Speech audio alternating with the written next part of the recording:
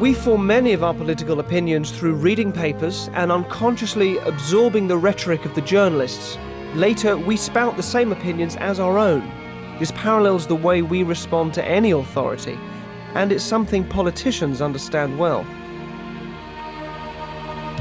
Whenever I read newspapers, what always grabs me is the choices that the journalist makes in terms of the language that he decides to put in it. He or she. He or she. They know that they can get you round to their way of thinking by the language that they choose, and that these newspapers that we see every day and we often don't give a second thought to are absolute powerhouses of near subliminal persuasion and linguistic manipulation. I'd agree with you. No, I think it's true.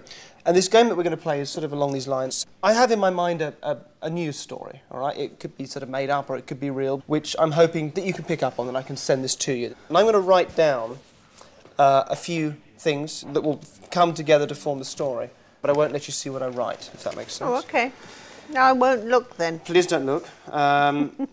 And also, please, as much as possible, don't try and preempt any sort of images in your head, because I'm going to ask you to make some pictures in your head, but I want those to be absolutely spontaneous, all right? Okay. So let me just write some stuff here for the moment. I'll think of nothing.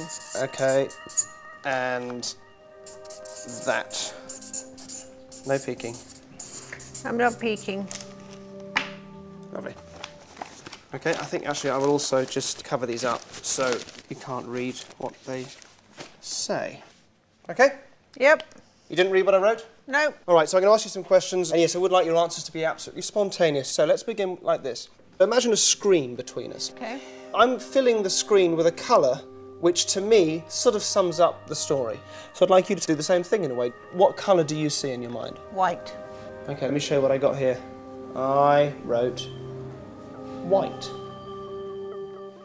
This is good because it would suggest we're on the same wavelength. We're on the same wavelength, which is excellent. All right, we're going to turn this now from a colour into a location. It could be America, it could be somewhere in Europe, it really doesn't matter. But I want you to form a shape of the country, into the familiar shape of a country where this story happened. What country do you see as you do that? Scotland. Scotland. OK, all right. Now, is it just Scotland, or does it also incorporate bits of Northern England. And bits of Northern England. Okay. Bits of Northern Ireland. OK, I'll tell you what I wrote. I wrote Britain.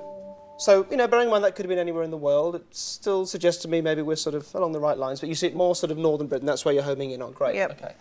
So as you look at the screen, I want you to imbue this picture with a quality, to get a feeling. Maybe the story is something to do with somebody falling in love, or to do with a riot or a protest. I don't know, hot, cold, finding things, losing things. It doesn't matter, but just a sense of something as you look at it. Okay. All right? And tell me, as you do that, what is that sensation that sort of comes to mind? Cold.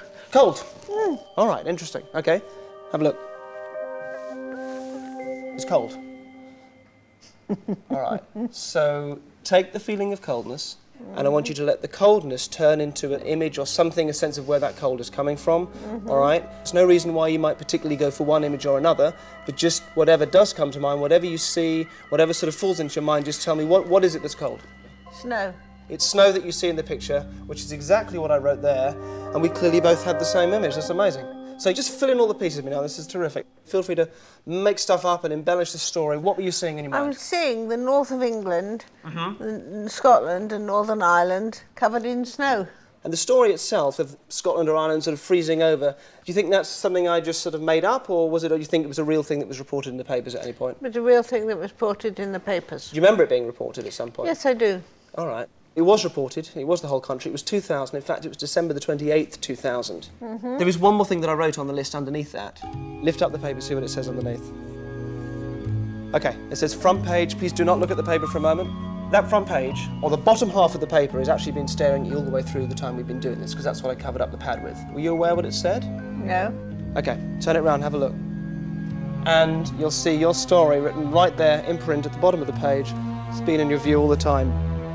Britain wraps up for the big freeze. That's the article, and if you look here, just to show you, it's Thursday, December the 28th, 2000. This is from quite a few years ago. If you just come forward, just read out this first paragraph for me here, Mo, so that you can see what it says. The South will be treated to a belated white Christmas this morning as the snow of the North spreads to blanket the entire country. That's what I was thinking. That's exactly what you were thinking of. Yep. You did that absolutely superbly. It wasn't difficult. It It was just out of this world. I was just listening to him and looking at what he'd written. I didn't realise that this paper was relevant. I just thought it was a paper he was carrying to hide the words. And I was absolutely flabbergasted that he got it. Cheers. Can we do it again? If you like.